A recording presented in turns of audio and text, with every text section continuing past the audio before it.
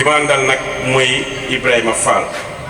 ñuy liggéey si kuréel bi ñu naan réseau Siggil Jigéen ONG de femmes la donc moom mii bu jëlee kàddu dina gën a expliquer luy réseau Siggil Jigéen ak lan mooy taxawaayam. donc tey nag ñu fi ñëw war a def li ñu naan installation officielle club de jeunes filles ndaxte liggéey naa ak ñii Ibrahima Sall ak Badiane Gox bi surtout ñu war ñëw sélectionné xale jigéen yi fi nekk boo paree bu jëlee kàddu dina wax lu tax ñu créé kuréel boobu lu tax ñu dajale ay xale yu jigéen fii ñëw di dajale ay xale yu jigéen je pense que am na lu tax waa mieux expliquer Ibrahima y a une voix plus autorisée que la mienne man ndaw laa rek yow je suis un facilitateur maanaam may point focal réseau Siggil Jigéen fii à Thiès mais nag moom mi projet bii ñu tax a jóg kii mooy chef de projet di gërëm ñëpp nag parce que sans l'implication de ces deux leaders communautaires qui sont délégués de quartier bi ak Badiane Gox bi foog naa lii du am ginnaaw yàlla yonente ñoom la ma leen di gërëm je ne cesserai de les remercier sincèrement donc dinee rek ñu dugg ci liggéey bi bon nii lañ koy tëralee nag dafa am benn chronogramme bu ndaw n'est-ce pas ki njëkk a wax mooy délégué de quartier ñu war a jël kàddu bi n'est-ce pas dalal gan ñi donc allocution de bienvenue avant loolu nag am na lu ko jiitu imam bi la ñuy jël kàddu mu ñaanal ñu n'est-ce pas imam ñaanee ba pare ñu jox délégué de quartier yi selon n'est-ce pas kii jël parole si ñoom ñaar n'est-ce pas dalal gan yi sinon ñoom ñaar ñëpp ñu jël parole sax je préfère ok loolu bu weesoo ñu jox Ibrahima Fall mii moo xam ne mooy chef de projet bi kon ni ma ko waxee parce que objectif rencontre bi mooy ni tey man am naa information Mariama sama tey am na information délégué bi am na information mais askan bii ñu surtout parents yi ñu enrôlé seen doom ñu war a gën a am information parce que war ngeen xam ci lan la ñuy jublu ak seen doom yi c'est important moo tax ñu convoqué leen fii invité leen dimanche pour que ngeen mën a am information n'est-ce pas dara tax ñu ko jóg mooy yar éduquer ces filles mais on peut pas le faire sans vous mënuñ ko def sans yéen sans les leaders communautaires pourquoi on a besoin d'un imam dinañ leen ko expliquer pourquoi on a besoin des leaders communautaires dinañ leen ko expliquer lu tax ñu soxla leen dinañ ko expliquer parce que ñun lu ñu tax a jóg mooy askan bi mooy askanu quartier cité Senghor donc tu ne peux pas travailler avec la population sans ñi ko jiite maanaam kilifa yi ak waajur yi donc loolu mooy sama introduction di jaajëfal encore tout le monde maintenant je peux donner la parole ci kenn si ñoom ñaar en tout cas les délégués de quartier n'est-ce pas ñu dalal gan yi voilà. amiin arrahmaani rahiim maaliki yawmi diin iyyaaka na'budu wa iyyaaka nasta'iin ihdina siraatal mustaqiim siraatal laziina an'amta alayhim ghayril maghduubi alayhim wa lad-daalliin amiin bismillaahi rahmaani qul a'uuzu bi rabbil falaq min sharri maa khalaq wa min sharri gaasiqin izaa waqab wa min sharri nafaasaati fil 'uqad wa min sharri haasidin izaa hasad bismillaahi rahmaani qul a'uuzu bi rabbin naas malikin naas ilaahin naas min sharri waswaasil xannaas allazii yuwaswisu fii suduurin naas minal jinnati wan naas بحق وبحرمة اللهم صل على سيدنا محمد الفاتح لما أغلق والخاتم لما سبق الناصر الحق بالحق والهادي إلى صراطك المستقيم وعلى آله حق قدره ومقداره العظيم سبحان ربك رب العزة عما يصفون وسلام على المرسلين والحمد لله رب العالمين. képp ku fi toog commencé ma nuyoo ci imam ratib bi sëñ Mor Ndiaye ginnaaw loolu di ci teg également madame le maire qui est là donc la sœur Ñaaña Gueye di ci teg également sunu bàjjenu gox infatigable comme ni nga ko waxee Marème Samake di géeg également dara nuyoo sama collègue délégué de quartier Ibrahima Sall qui est un ami également yàgg na trop fii lañ jànge man ak moom donc on se connaît très bien di si teg également waajur yi nga xam ne ñoo ñëw accompagner seen i doom di également gërëm ñi nga xam ne ñoom ñooy piloté projet bi muy Serigne Mali Cissé ak Ibrahima Fall di ci teg également ñi nga xam ne ñoom lañu enrôler les jeunes filles di leen gërëm di leen sant seen présence di leen wax également ahlan wa sahlan bienvenue sur la terre de Cité Senghor. di également avant may sori ci wax di gërëm ñi nga xam ni ñoom ñoo ŋànk projet bi fii su ma waxee sama jigéen Marème Samake moom c'est souvent sax sama tante laa ko di wax ak mon frère Ibrahima ñi nga xam ne aussi dañ ko yaatal parce que pour vous citer un peu li mu demee ñoom ils m'ont appelé en l'occurrence Marème Samake pour me dire que les Cité Senghor benn la du ñaar. On lui avait demandé 30 jeunes filles, donc elle m'a donné que je choisisse donc 10 parmi les 30 là. Je suis rafetlu trop di la ci gërëm également parce que ku def lu rafet ou comme on le dit ku def lu rëy am lu rëy mënoon na jël aussi 30 yi au niveau de Cité Senghor 1 mais daf koy yaatal ànd ko Cité Senghor 2 donc aussi ñu ngi la ci yërëm yéen ci gërëm autant pour moi. Voilà di wax ne aussi li ñuy rafetlu lii lu ñu rafetlu la parce que. Souvent bu nekkee andi nañ loo xam ne si intrant la au niveau du quartier te nga xam ni ci kanam tuuti ngeen di xamee lan mooy njëriñ bi parce que man mii di waxee jàngalekat laa te bi il est temps que les gens prennent leur responsabilité. que muy xale que muy mag li nga xam ni moom lañ la yàlla jox muy sa gëdd da nga koy doxal. parce que bu fekkee da nga bëgg réclamer après sa droit il faut nga def sa devoir parce que nous sommes tous des citoyens muy xale bi gën a ndaw si citoyen la c'est un Sénégalais comme tout le monde. Donc da ci war a aussi jouer comme on le dit sa partition bu doon orchestre tey su borom tama bi dóoree kese wala borom guitare bi je crois que du neex il faut également ki mën a woy ki mën a tàccu ki mën a fecc te loolu mooy askan bi une société ñëpp ci lañ bokk man dama gëm ni nit bu fekkee da nga bëgg a liggéey boole si ñëpp parce que on n'est pas éternel on est tous des mortels yàlla lañ fi wàcce pour une mission li que muy délégué de quartier que muy keneen que muy maire et cetera dañ la andi mission rek donc da nga koy doxal parce que bu ëllëgee nañ ne diw de defoon na lii wala waxoon na lii na fekk mu nekk lu rafet waaw donc di ñaan aussi lépp li nga xam ni suñu koñ muy Cité Senghor je ne dirais pas les deux Cité Senghor andi nañ ko fi lu rafet on est preneur nous on est preneur te kuñ ci woo dañuy ñëw waaw parce que nous avons un dénominateur commun c'est Cité Senghor amuñu leneen lu lool ñun fii lañ juddoo fii la ñu màggee fii la ñu defee lépp je prends sous le contrôle de mon ami. Donc di dalal ñëpp vraiment di ñaan aussi liggéey bi ñu fi andi ñu commencé bi bisimilah rahmaani rahim di gërëm imam également ci ñaan yi yàlla nangu ñaan yàlla dégg aussi ñu terminé ko ci alhamdulilah rabil alamin loolu rek la amoon lu may doon ëpp noonu merci. jërëjëf di tàmbalee ci nuyoo bi imam Ndiaye di nuyu sama collègue délégué Cité Senghor 2 Nourou Tine di nuyu ñi nga xam ne nii ñoom laa bokkal liggéey bi ci comité de quartier bu Cité Senghor bi di nuyu ñëpp nag bàyyiwuma kenn di nuyu sunu jigéen mooy sunu élus locaux fii ci koñ bi ñu koy wax ñaaña gay ñu dëkk fii sori bu daal di nuyu sama bàjjen gox bi nga xam ne ni moom sonn na trop ci événement bi di nuyu suñu partenaires yi nga xam ne nii ñoo waral tey jii nii bis bi nag li ko waral moom mooy xale yi nga xam ne nii dañoo am 12 ans ba 17 ans di ay jigéen nekk ci koñ kenn ku ci nekk ci ñoom ñu am mu ñu warloo moom muy dëkkin bu rafet kenn ku ci nekk nii li mu yéene ay doomam mu yéene ko doomu jaam ñu ne woon nag dañu wut ay partenaires yoo xam ne dañuy ñëw jàppale xale yi nga xam ne ñoom ñoo fi nekk ñoom it ci liñ leen di jàppale xam naa suñu partenaire bi dinañ ci ñëw ci kanam tuuti wax leen ci li nga xam ne nii ci lañ leen di jàppale bi nag day tàmbalee ci ñun ñi nga xam ne nii ñun la yàlla jiital ci quartier bi nga xam ne nii bu ma sañoon ñun suñu certificat dañ koy marqué par un dialogue constructif et une collaboration fructueuse entre nos deux quartiers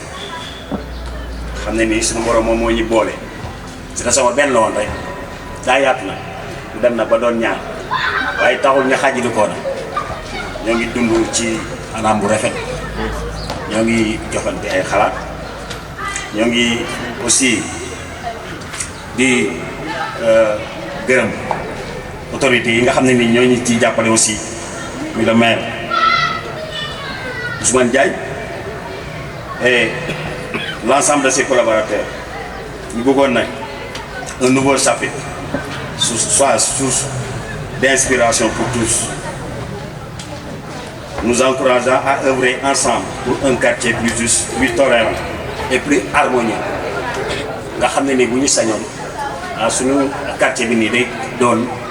ci quartier yi nga xam ne ni ñoom la ñu gën a tudd ci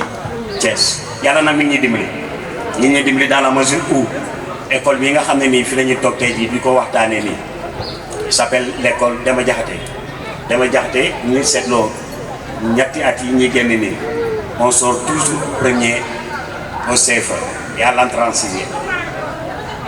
ñu xam ko ngeen xam ko ñu xam ne nii ay enseignants yu qualité ay enseignants yu rigoureux yu bëgg li ñuy def ñoom ñoo fi nekk di jàppale xale yi kon lépp loo leen mën ci jàppale leen pour que loolu noonu nga mën a fructifier wu def leen sans hésitation donc maa leen di gërëm di leen sant di leen ñaanal yàlla lépp loo leen bëgg yéen a ko xam maa ngi ñaan suñu borom mu defal leen ko ci ni nga xam ne nii noonu ngeen ko bëggee loolu laa amoon pour bi je vous remercie de votre attention merci.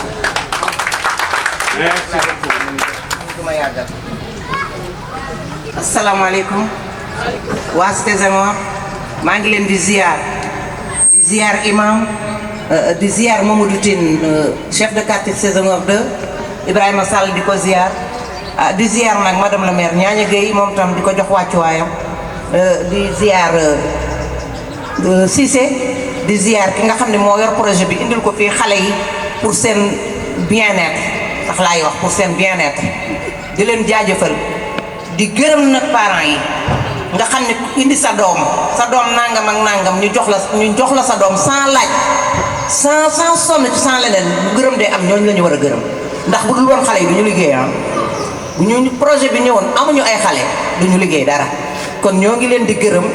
di leen sant di leen jaajëfal man nag sama wax du gudd di jaajëfal képp koo xam ne rek taxaw nga fi ak koo xam ne sax suñuy kàddu yaa ngi koy dégg te nekk ko fii ndax kàddu bu nekk ci micro dafa fort kon ñu ngi jaajëfal ñëpp di ñaanal ñëpp jàmm di bàyyi nag ak chargé de projet bi mu yeggale liggéey bi. Fatiga comme ni nga ko waxee chaque jour daf may soññ si kii bi xam ne activité bi ñor na ko xale yi rek ko ñor. Marème moom mention spéciale à vous. ni ngay taxawoo xale yi yàlla na la yàlla jàppale yàlla dëgëral la yàlla bàyyi la sunu kanam. di nuyu ñëpp ñi fi teew parents d'élèves yi ak élèves yi yëpp xale yi ñëpp ñu ngi leen di nuyu di wax ci turu monsieur le maire Ousmane Diagne moom mi ñu délégué ñu ñëw fii représenté ko comme conseiller municipal de la mairie de Thiès Est. di jox ñëpp seen wàccuwaay bu baax a baax waa di leen wax ni Ñaaña Gueye muy fi en tant que élu en tant que bàjjenu gox en tant que relais lépp laa nekk fii fu ngeen ma soxlaa incha allah fu ngeen ma fëggee dinaa tijji sama lu ngeen soxla ci maire itam bu ngeen ma fëggee ma jotale ko ni ma ko mënee delloo si leen kàddu yu maire ci kàttanu yàlla ak baaxam waaw di leen déclarer la séance ouverte ñu commence ci bismillahi rahmani rahim jeexale ci alhamdulillahi rabbil alamin merci beaucoup. Voir les femmes, qu'il s'agisse de jeunes filles ou de femmes, et peu importe fi mu nekk ci domaine d'activité bi des fois di nga gis yenn projet yi nga xamante ne ñu ngi koy développer ça parle de politique comment faire pour que les femmes participent dans les instances de prise de décision parce que moom dans son combat elle a beaucoup participé ci le fait que ni qu'on ait la loi sur la parité et c'est extrêmement important qu'elles se disent que les femmes doivent être des élus. soo xoolee élection locale yi mujj bi ñu xamee nombre de maires yi am ci Sénégal bon y a peu de femmes maires bëriwul quoi donc y a encore des efforts qu'on doit faire pour davantage am ay maires yi nga xamante ne dina nekk à la tête des communes. léegi pour ñëw un peu ci projet bi dama koy lire un peu en français après à chaque fois que de besoin dinaa ko traduire. Projet bi mooy tudd du communautaire au régional, approche multisectorielle contre le mariage des enfants au Sénégal et élaboration d'un agenda commun avec le Niger. Donc su ko naree tekki ci wolof du ma ñëw moo tax moo nag mais dinaa wax un peu les grandes lignes. Projet la boo xamante ne da nga koy développer dans 2 pays fii ci Sénégal ak fii ci Niger. Pourquoi Sénégal ak Niger dañoo am benn particularité sur la problématique des mariages d'enfants da nga kaa bokk. Niger moo ñu ci gën a garaaw sax parce que foofu da ngay gis xale bu jigéen bu am 12 ans da nga koy maye bu yàggul laa fa jógee wax naa ak ay juges wax naa ak ñoo xamante ne dañu nekk dans le secteur éducatif wax naa ak ñeneen ñoo xamante ne dañuy nekk dans la société civile ak ñoo xamante ne dañuy liggéey également dans l'humanitaire parce que Niger dafay traverser benn contexte bu grave avec attentat yi fa am mais également coup d'état bi fa am donc tout cela dafa doon contexte Niger bi nga xamante ne suñ ci boolee également yenn thématiques yi nga xamante ne day laaj directement les populations mooy xale yu jigéen ñi nga xamante ne dañ leen di teel a maye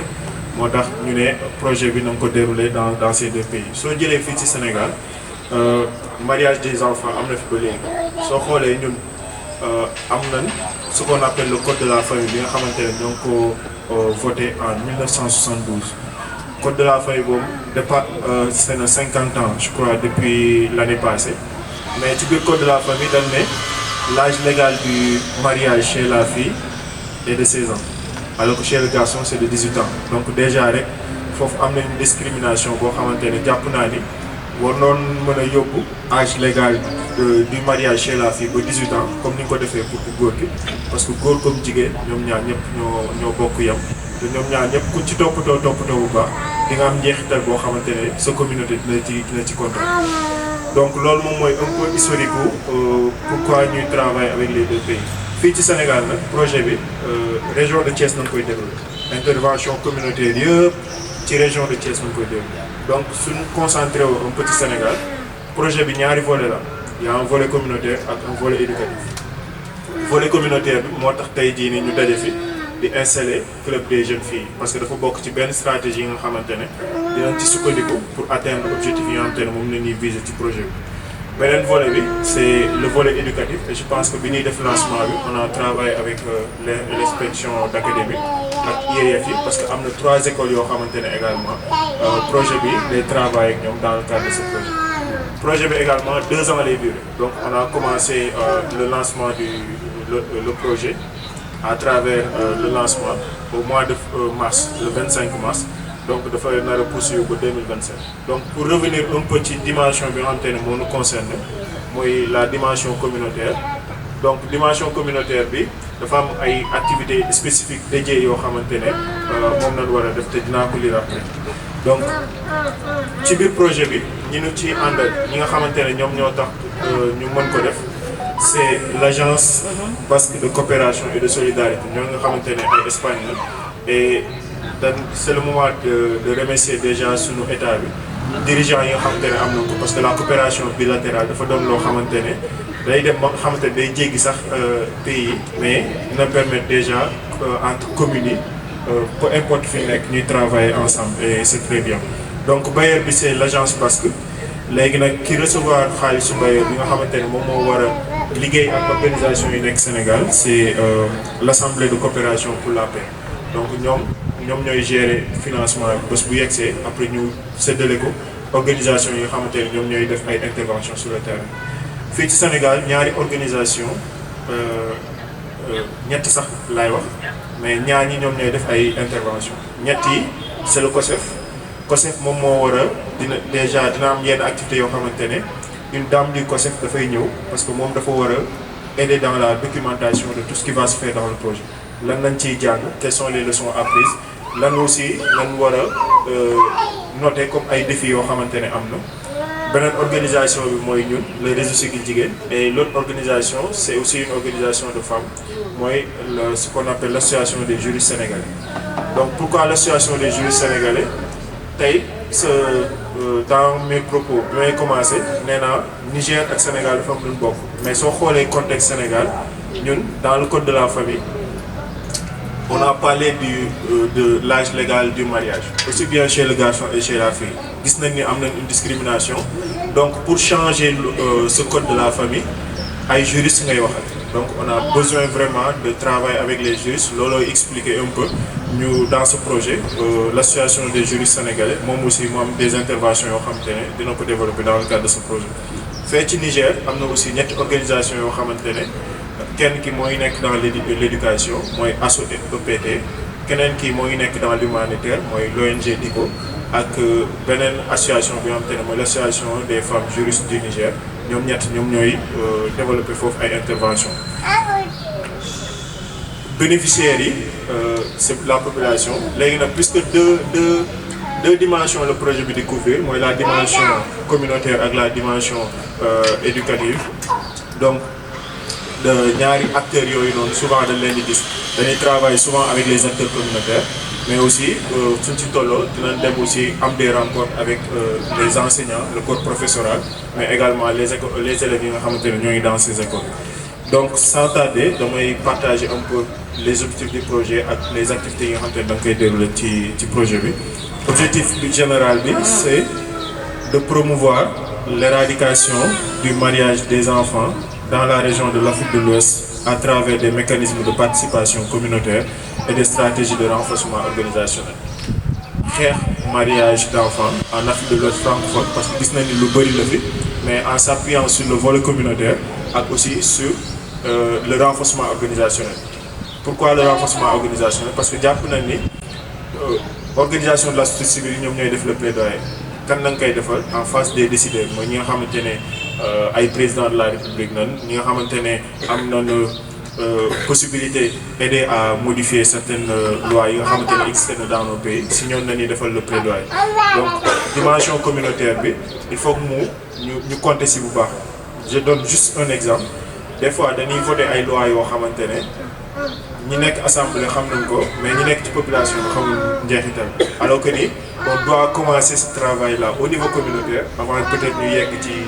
ci voter loi bi comme ça dina permettre ñëpp xam tey mën naa wax ay lois yoo xamante ne su ma nee loi sur la santé de la reproduction ça nous concerne tous au premier plan mais kenn xamu ko fii kenn xamul lan moo ne ci biir te man par exemple pendant des années yàgg naa ci liggéey des fois da ngay dem sax di wax ak communautaire ñu ne ah man de damay liggéey même prestataire bi day liggéey mais xamul lu loi sur la santé de la reproduction lu wax et loolu c'est une erreur c'est pourquoi cette dimension communautaire là est extrêmement importante. Maintenant l'objectif spécifique du projet c'est de promouvoir le soutien communautaire et législatif à la défense et à la promotion des droits humains des filles contre le mariage des enfants. Naka na ni def tey jii à travers le soutien communautaire ñu am cette modification là pour permettre ñu indi l'âge légal du mariage chez la fille mais même suñ ko indee aussi il faut continuer des efforts parce que y a des parents yi nga xamante ne dañuy continuer di may seen doom et là je pense que ni après dinañ ci dellu parce que maye bi am na également lan moo tax des fois parent bi dafay ragal doom ji gàcceel ko en prenant une grossesse toutes ces problématiques là ñun da nga koy jànkonteel parce que dañuy nekk souvent sur le terrain di waxtaan ak ñun léegi projet bi am na 4 résultats premier résultat bi nga xamante ne moom lay viser c'est d'avoir un environnement familial et communautaire favorable à l'éradication du mariage des enfants dans la commune de Thiès à partir d'une approche fondée sur les droits. Li muy bëgg a tekki mooy nanu am dans les familles dans les espaces yi nga xamante ne parents yi ak xale yi ñooy fa ñu am des espaces de discussion parce que gis nañ ni on le sait la sexualité est vraiment tabou on n'en parle pas dans les familles on n'en parle pas à l'école on n'en parle pas dans les communautés et suñu xoolee les données sur les grossesses dafa inquiétantes même à l'école parce que je pense qu'il y a le groupe pour l'étude et l'enseignement de la population qui fait souvent les études pour xool les grossesses dans les établissements mais soo xoolee également ce qu'on appelle yenn indicateurs yi de santé yi notamment l'entrée à la vie procréative chez les jeunes c'est très précoce da ngay gis déjà une fille de 12 ans qui a déjà commencé à avoir des rapports sexuels et loolu c'est pas ñun ñoo ko wax mais li nekk ci terrain bi la quoi te ñun jàpp nañ ni avec ce résultat là suñ amee des espaces yi nga xamante ne parents yi ak xale yi dinañ toog di waxtaan yenn questions yi ñu soulever ko parce que pour man il ne devrait pas y avoir de tabou s'il y a du tabou rek xale bi day génn curieux qu'il est dem di wut information feneen te kenn xamul ci information bi ñu tombé léegi deuxième résultat bi nga xamante ne ñu ngi koy viser à travers ce projet c'est d'avoir des espaces sécurisés et des mécanismes d'alerte précoce dans 3 écoles de Thiès avec une communauté éducative engagée en faveur des droits humains des filles et des adolescents. fii nii résultat bii nii école le concerne li ñu bëgg ci 3 écoles yi nga xamante ne ciblé nañ ko déjà te mu nekk dans la région de Thiès mooy ñu mettre fa ay mécanismes yoo xamante ne à chaque fois qu'il y a des problématiques de violence qu'il y a par exemple une fille boo xamante ne parent daf ko bëgg a maye ñu soulever cette question là ba nga xamante ne dinañ ci mën a indi une médiation mais aussi dina doon benn espace boo xamante ne les jeunes yi nga xamante ne ñu ngi à l'école qu'il s'agisse de garçons ou de filles dinañ mën a am des moments pour discuter sous le contrôle des professeurs parce que c'est important professeurs yi ils sont là ñëwul leen nekkuñu fa rek pour jox leen pour jàngal leen mais des fois aussi dañ leen di conseiller parce que ce sont vos grands frères vos parents vos pères vos mères donc am nañ droit jox leen ay conseils yi nga xamante ne cela peut vous aider dans la vie. Le troisième résultat qui est attendu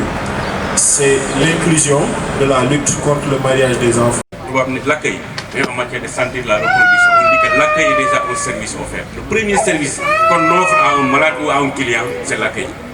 bu jógee fii dem hôpital wala nga dem poste de santé am na nu ñu lay dalalee rek ta maladie est diminuée à 10% ou 15%.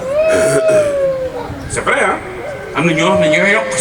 sa maladie parce que ni ñu lay accueillir l'accueil est extrêmement important. Elle m'a bien accueilli ainsi que ses délégués de quartier ce qui a facilité le travail là donc dans là li mu wax ma mun naa woon lu raw loolu c'est vrai que j'ai pas habité avec pendant des mais aujourd'hui li ma xam si moom li mu ma woon bu ñu toll fii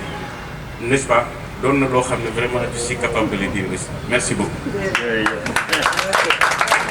waaw damay nuyoowaat rek man fi may delluwaat rek mooy ci parents yi ndax parents yi xale yi xamuñu dara am na ci jëf yoo xam ni parents yi la parents yi ñu war a soññaat la ndax tey jii sa doom loo ñàkk tàmmal ko boo ko joxul ndékki mu mën a am ndékki tàmmal ko bala moo tëdd bu dee sombi sax mu reere waaye soo ko bàyyee joxoo ko ndékki bu génnee ñu may ko ndékki te ko koy may ndékki di ko may gratuitement reer bi noonu loolu lañ cee war a soññ parents d'élèves bi ñaan xale bi teel a maye gi nee nga dañ ciy ragal xale bi def naka sudul noonu loolu ci xale yi laa ko jëme xale yi nit day fonk boppam dañ naan ndogalu yàlla mais ndogalu yàlla yu bari yoo dem yu nekk fekk fa tànk borom wala loxoom club bii ñu leen di defaral dañ leen koo defaral pour ngeen di yeddante ci seen bopp dañ leen di former ci gëm seen bopp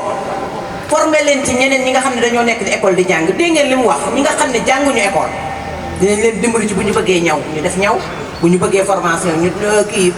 def formation ci ay lu ñu bëgg li ngeen gis ñuy former mën nañ leen cee former école bu tëj bi lu na xaj na ci ñi nga xam ne dañuy jàng kon damaa bëgg ngeen dëggal seen bopp gis nga nit day dëggal boppam am fulla ak am fayda gis nga xale yu góor yi ñoom il s'en fout de seen yoon nekku ci ñoom mën nañoo am ñeenti jabar yéen benn jëkkër rek ngeen mën a am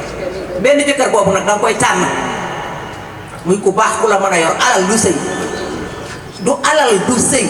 xaalis bu bari ñu ñëw tuur la ko waaja bitim réew la nekk wala nangam la sa yaay dugal la ci sa âge matagul loolu coono la ci yéen wasin dafa metti segam que ay cëram mat moom la wasinam metti waxantuma koo xam ne ay cëram àggagul ñu bëgg koo maye mu dem sëy ca ànd ba ak jëkkër ji ak jabar ji rek fa la problème ba di jëkk amee ñu nësal ko ëmb sosu ja bakkan di lang dégg ngeen loolu bu baax léegi foofa sax xëy na dinañu koy kii am na kuñ ko lonkoon ndax am na borom kër ki amul borom kër nag fu mu gëstu ñu ne ko du man yaayam ne ca di lang la ni papaam génne ko moog yaayam ca biti yooyu yëpp da ngeen koy sóoraale man yooyu rek laa amoon ni moom laa leen di sànni pour di leen ko wax gëm leen seen bopp club bii ñu leen defaral leen ko pour fo defaru leen pour jongante dañ leen koo defar pour ci ëpp sa morom xel à part li ñu leen di wax ngeen di xelalante ci lu rafet ndax am nañu xaw a mag am nañu ëpp xel am nañu gën a tuuti looloo tax bés bu ñu leen formé ba pare day leen doxee noonu ñu leen ko waxee. merci beaucoup. donc ñu jëf kàddu gi imam. après monsieur Tine jëlaat kàddu gi. voilà donc le dernier mot. waaw le dernier mot imam. donc imam bu waxee rek dañuy clôturer. voilà donc jërëjëf. merci. waaw merci beaucoup. xam naa di ci ñaax rek ñi fi nekk ñi nga xam ñoom ñoo considéré le club. muy xale jigéen ñi fi nekk man je me dis que yéen moom am ngeen chance parce que liñ fi dégg léegi bu fekkee dugg na seen nopp yi yéen rëcc ngeen man chance boobu loolu laa ci xam quoi donc li mu fi dégg Ibrahima wax ko sëñ Fall je crois que yéen vous êtes sauvés quoi. léegi nag li ma leen ñaan yéen bis bu demee ba formation yi du commencé yéen aussi vous devez être des relais parce que ñëpp mënuñu leen former. yéen li ngeen xam seen seen expérience wala li ngeen dégg wala li leen wax mu jëm moo xam ni du leen jëmal kanam yéen aussi vous devez faire la même chose nekk représenter réseau bi Siggil Jigéen ak les partenaires. parce que ñoom ñëpp mënuñu former sénégalais yëpp. voilà loolu rek laa doon ñaan parce que ñi fi nekk ñi quartier bi ëpp na lii am na seen moromu jigéen yoo xamante ni ngeen bokk âge ngeen bokk école ngeen bokk classe. ñun ñii aussi on fera la même chose parce que souvent man si je ne me trompe pas en 2018 am na ce genre de travail là bi ñu ànd au niveau du lycée donc xam naa ni peut-être c'est le réseau Siggil Jigéen qui est là-bas xam naa lu mel nii la woon quoi donc ça veut dire que aussi dañuy sauver parce que li ngeen di wax nii dafa am on vit ça au quotidien man mi wax yow nii j'ai une élève boo xamante ni en classe de 6e elle est tombée enceinte xam nga 6e kon ça veut dire que amul sax 16 ans yu man voilà te loolu ñàkk information la woon peut-être ak aussi parent bi defee ni moom ki mu yore nii mën na demal boppam te du noonu. on a également ñun ñi nga xam ne ay waajur lañ on a une grande responsabilité parce que li ngay sàmm bu ëllëgee nga laaj je parle sur le compteur de imam lépp ñun ñëpp ay sàmm lañ bu ëllëgee nañ taxaw suñu borom mu laaj ñu doon sàmmee gétt gi voilà donc loolu laa ci amoon lu may kii vraiment di rafetlu trop jotaay bi. parce que jotaay moom vraiment ku fi ñëw jëlee nga fi njëriñ waaw yàlla fay leen également yéen ñi nga xam ne yéen a ko initié aussi mu nekk au bénéfice donc du quartier. fii de sama salaam.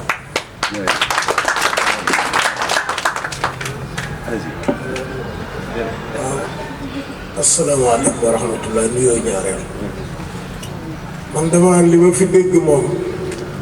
fa tabaarakallaa lépp yiw la lépp baax la. te islam it nangu na li ma fi dégg lépp islam nangu na ko fa tabarakallahu kon daal la ma waxoon ba may ubbi rek lay waxaat lii ngeen tàmbali sos ko muy yoon wii jëme ko ci xale yii ak seeni morom yi teewul yàlla leen yàlla woon may réussite bu gën a kawe seen yoon maa ngi nuyu ñëpp di sant ñëpp xam naa di beral loolu sama jigéen bi soxna Marème fa tabarakallahu moom si sa war gépp ko amal njukkal moom nii wóor na gaa ñi ma nekkal parce que léeg-léeg internat bii ma yor muy école bi ci kër gi mu ni ma ñàkk yi kat dañ fi ñëw suba yàlla xam na lii ñàkk yi dinañ fi ñëw heure sàngam damaa bëgg bu xale yi génnee bu ñàkk yi ñëwee dañ ñëw ñàkku si yàlla xam na lii bu ko defee ma toppatoo loola as sàngam ba asam ñooy ñàkk ma génne ñu war a ñàkk ñëpp ñu ñàkk leen ginnaaw buñ ci diisoog seen i parents la ndax kenn ku ne dañ ci diisoog sa parent ndax ñu bàyyi la mu ñàkk lenn waaw joxe ndigal kon Momadou fa tabaarakallaahu Cheikh Ibrahima jërë ngeen jëf fa tabaarakallaahu Mariam si ta sawar gépp gërëm la ñëpp la gërëm la yàlla xam yaatal nga jotal la wallahi yaatal la jotal la fa tabaarakallaahu waaw bu ko defee Momadou kii moom wëlëral bu yàgg depuis ci dundu papa muy Ibrahima mii fa tabaarakallaahu ah xam naa